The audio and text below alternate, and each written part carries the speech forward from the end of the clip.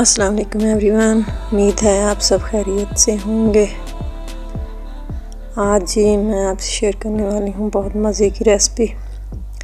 जिन लोगों के यहाँ सालन बच जाता है और उन्हें समझ नहीं आती कि उस बचे हुए सालन का क्या करें, तो आज मैं बनाने वाली हूँ उससे बहुत मज़े की रेसिपी। आप भी बनाएंगे तो इंशाल्लाह आपको भी बहुत मज़ा आएगा।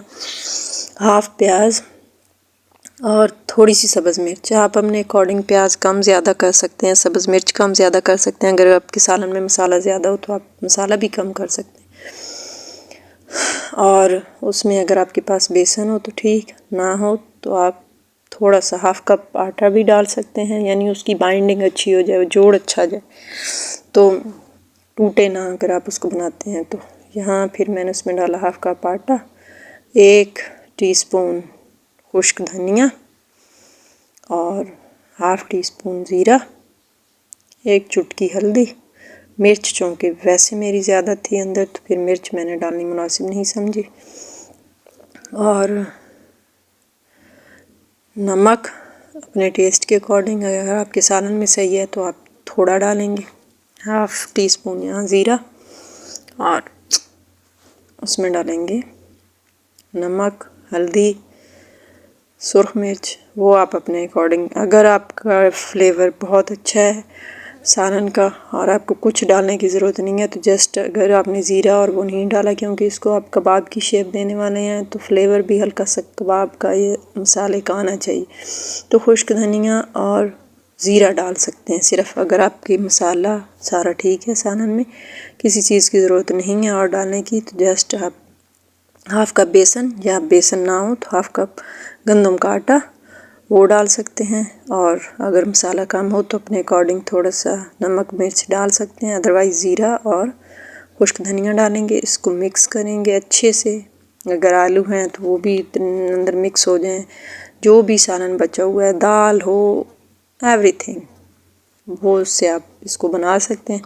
अच्छी तरह उसको मैश कर लें, चम्मच से पीस लें, जो इससे भी, ताकि वो अच्छे से जुड़ जाए और कबाब की उसकी शक्ल आए। अगर ज़्यादा मोटा उसमें कुछ भी होगा तो फिर वो आपको उल्टाने में और मुश्किल होगी, दूसरा वो टूट जाएगा। फिर यहाँ मैंने डाला 1 चम्मच घी और ऑयल तवे के ऊपर।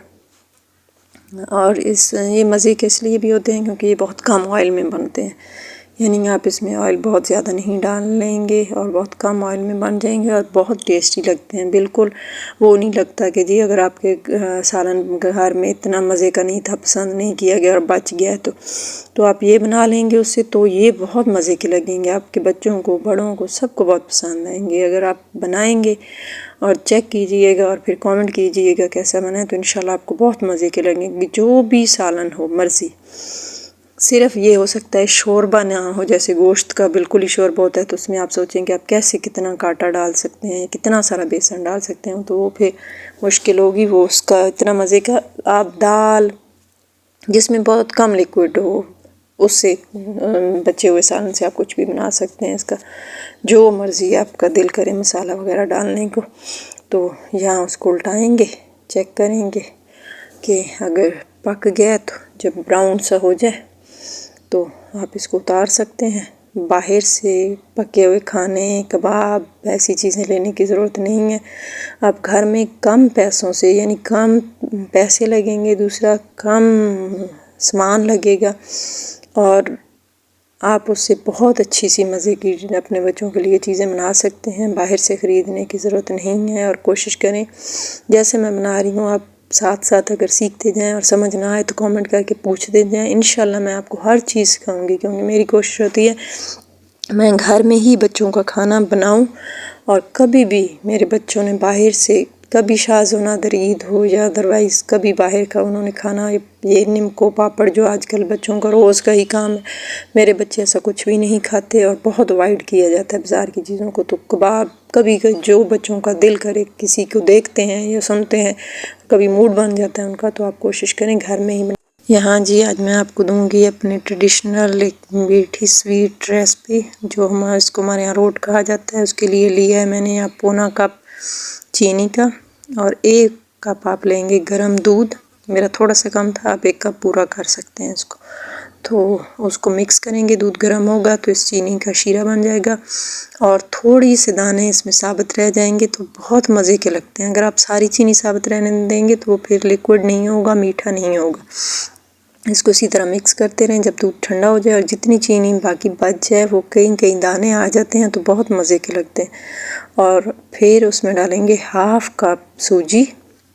सूजी से ये बहुत मज़े का बनता है। जो लोग आटे का बनाते हैं तो फिर बहुत सॉफ्ट होता है, रोटी सी लगती है और कच्ची सी लगती है। अगर आप सूजी डालेंगे तो कच्चा सा वो नहीं आएगा और थोड़ा हार्ड सा बनेगा। और हाफ कप सूजी और 2 कप हम इसमें डालेंगे गंदम का आटा, पूरे 2 कप भर के। और कप का कोई इशू नहीं है, अगर आप बड़ा कप ले लें, छोटा कप ले लें, बस मेजरमेंट इतनी होनी चाहिए। और ये लेंगे जी हम 1/3 टीस्पून यानी 1 चम्मच का 1/3 हिस्सा नमक, 1 चुटकी भी डाल सकते हैं। 1 टीस्पून भर के सौंफ डालेंगे इसमें और फिर इसको इसी शीरे से ही हम गूंदेंगे, यानी इसके ऊपर से आपको लिक्विड पानी वगैरह कुछ भी डालने की ज़रूरत नहीं है। बस यही इसी दूध में ये गूंदा जाएगा और सख्त सा आटा गूंदा जाएगा। अगर नरम होगा तो फिर वो रोटी लगेगी, यानी रोट नहीं लगेगी। जो बेसिकली रोट होता है वो सख्त आटे का बनता है।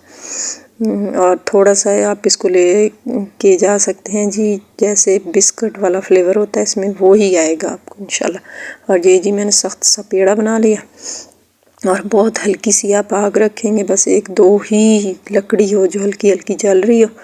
1 चम्मच ऑयल का तवे पे लगाएंगे और फिर इसको ऊपर रखेंगे और यहीं फैलाती हूँ मैं। तो बहुत सारे लोग होते हैं जो नीचे भी उसको फैला के डालते हैं, लेकिन चूँकि ये मोटा होता है और आप इतना भी मतलब आटा ही है, इतना सख्त नहीं है कि आप हाथ से उठा के, जैसे बाकी रोटी डाली जाती है तो उसमें वो होता है ग्लूटेन, तो वो चिपकती है। ये बहुत मोटा होने की वजह से इसमें ग्लूटेन भी इतना अपना काम नहीं दिखाती तो ये टूट जाता है। तो आप कोशिश करें इसको तवे के ऊपर ही फैलाएं और हाथों से जितना बड़ा मर्जी करना चाहें। तो चूँकि मेरा कैमरा मेरे हाथ में ही होता है तो मुझे कैमरा रख के इसको बड़ा करना पड़ा।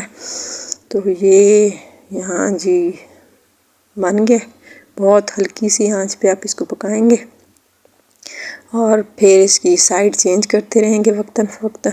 और जब एक दफ़ा एक साइड से पकाएंगे, दूसरी दफ़ा दूसरी साइड से, फिर जब पक जाएगी एक साइड तो फिर और दूसरी साइड, फिर आप पहली साइड पे घी लगाएंगे, दोबारा उसको डालेंगे, फिर उसको उल्टाएंगे और फिर दूसरी साइड पे घी लगाएंगे और फिर घी के साथ उसका इतना प्यारी सी लुक आनी शुरू हो जाती है।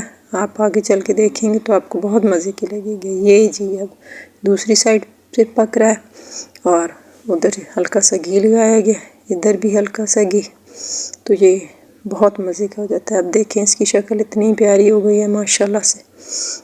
आप लोग भी बनाएं और कमेंट करके ज़रूर बताइएगा कि कैसी बनी। बिल्कुल एक्यूरेट मैं आपको रेसिपी बता रही हूँ। मैंने कई दफ़ा बनाई, ख़राब भी हुई, उसके बाद यही एग्जैक्ट रेसिपी मेरी बैठ गई तो मैं उसी के मुताबिक आज भी बना रही हूँ और लिख के रखी हुई है अपने पास रेसिपी। तो इंशाल्लाह आपको कोई इशू नहीं आएगा, आप इसी के अकॉर्डिंग बनाएंगे। तो ये जी यहाँ मेरा तैयार हो चुका है और अब हम इसको खाएँगे और मज़े करेंगे। आप भी खाएँ, मज़े करें और सब घर वालों को मज़े कराएँ और हमें दुआओं में याद रखें। और अगर रेसिपीज़ पसंद आ रही हो तो लाइक, शेयर और कमेंट करें और चैनल को सब्सक्राइब कर दें। और अगर कुछ देखना चाहते हैं तो वो भी आप हमें कमेंट करके बता सकते हैं। इंशाल्लाह हमारी कोशिश होगी हम आपके लिए वैसी ही रेसिपीज़ लाएँ जैसी आप देखना चाहते हैं।